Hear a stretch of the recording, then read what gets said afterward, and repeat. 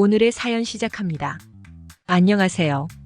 항상 듣기만 하던 남성 청취자인데 용기 내서 제 연애 이야기를 해보려고 합니다. 저와 제 여친은 입주가정부와 고용주의 아들로 처음 만났습니다.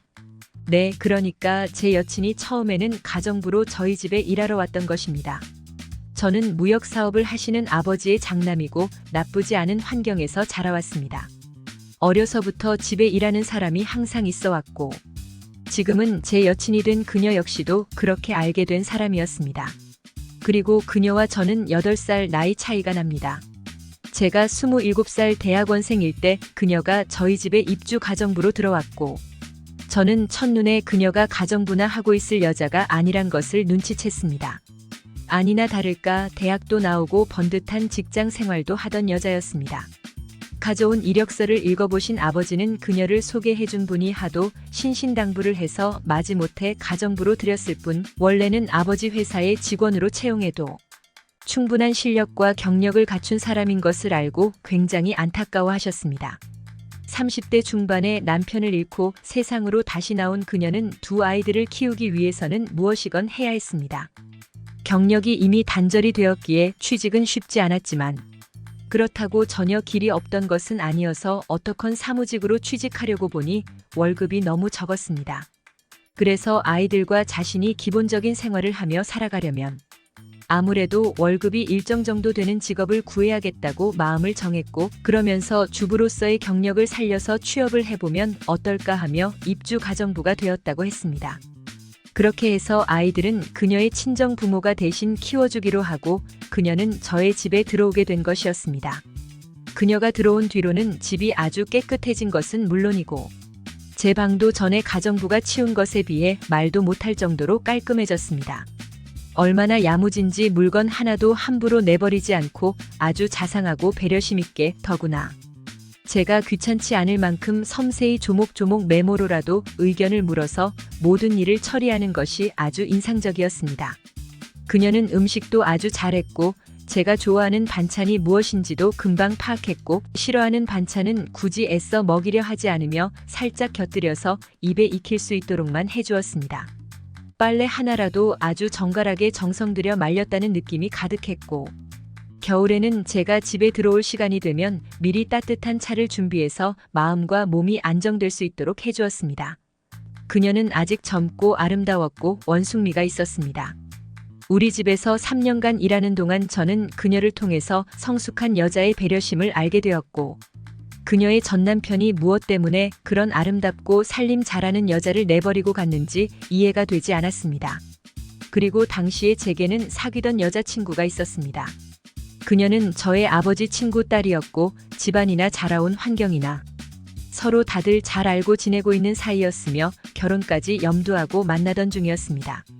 어느 날 저의 여친이 우리 집에 놀러와서는 저와 한참 이야기를 하는데 가정부가 우리에게 줄 간식을 가져왔습니다. 그리고 저의 여친은 어려서부터 대접받고 살아온 습성대로 별 생각 없이 그 가정부에게 이것저것 자신의 집에서 부리는 사람인 듯이 지시를 했습니다. 그런데 그것이 제 눈에나 가정부의 입장에서나 조금 과한 면이 있어 보였습니다. 저는 나중에 그 점에 대해 여자친구에게 따로 아주 진지하게 이야기를 했습니다. 사람과 사람 간의 예의의 경계란 것이 아주 미묘하지만 잘 지켜지지 않으면 신뢰가 된다는 것을 조용히 이야기했고 그 가정부는 자신이 너의 대학 선배라는 것을 우리의 이야기를 통해 듣고 알았을 수도 있다고 말했습니다.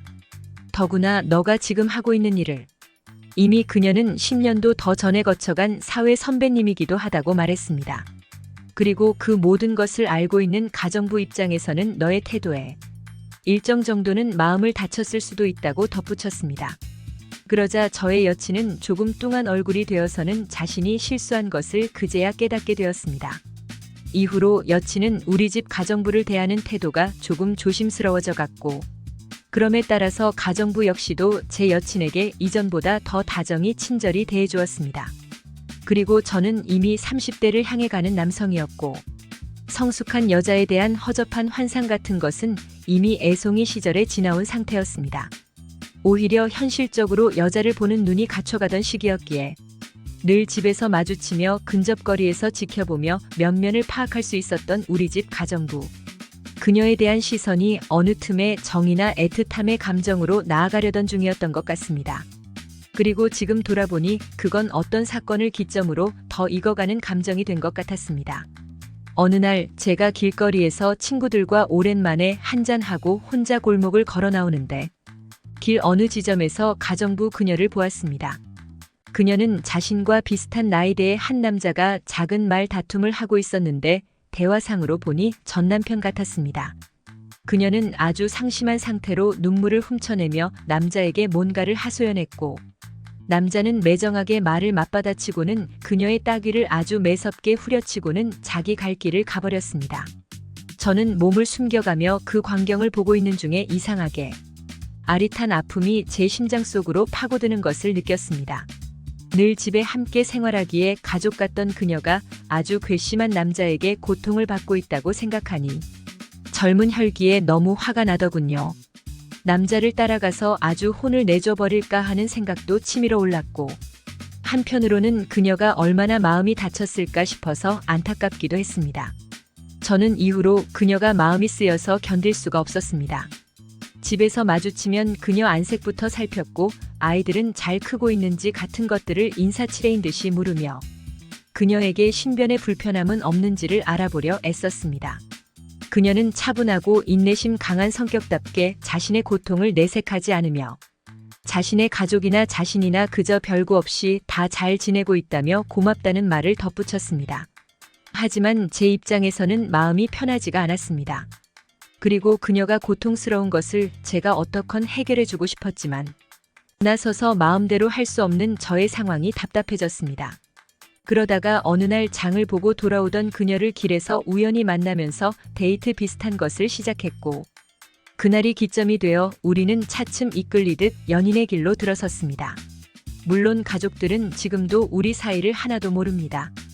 그녀가 일주일에 한 번 쉬는 날에 따로 만나서 가볍게 드라이브도 다녀오고 그러다 보니 어느 틈에 연인 사이로 갔던 것입니다.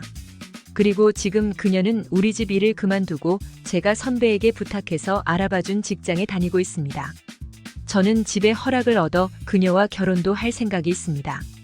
아이가 둘이나 딸린 애 엄마이고 저희 집 가정부였긴 했지만 그것이 사람과 사람 사이의 사랑을 막을 수는 없다고 생각합니다.